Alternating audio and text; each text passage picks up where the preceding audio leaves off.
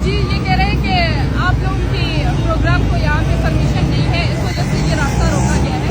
और ये पहली दफा नहीं है जिस तरीके से हमारा रास्ता रोका गया है।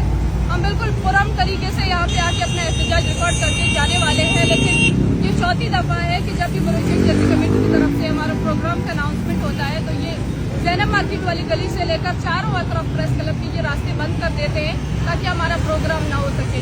हाँ, ये समझ से बालातर है कि सिंध पुलिस किस वजह से हमारे लिए जो है इस तरह के रास्ते इख्तियार कर रही है। जिस तरीके से हम कई सालों से कराची प्रेस क्लब में पुरम तरीके से एहतजाज करते हैं, इसी तरह अभी भी हमारे प्रोग्राम पीसफुल है, लेकिन हमें समझ में नहीं आ रहा कि बार बार हमें सड़कों पर गिरफ्तार किया जाता है, बार बार हमारे औरतों पर जो है लाठीचार्ज की जाती है।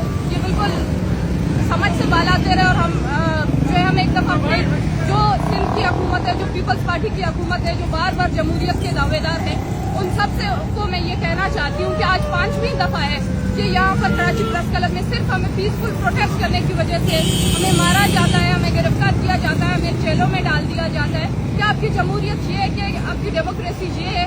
क्या हमें अब बतौर जो है शहरी यहाँ पे पीसफुली प्रोटेस्ट करने की भी इजाजत नहीं है? हम कहाँ पे जाएं, किसके पास? हम यहाँ पे डेली बेसिस पे एहतजाजी मुजाहरे हो रहे होते हैं, किसी को नहीं रोका जाता है, सिर्फ हमारी वजह से। ये क्या प्रॉब्लम है?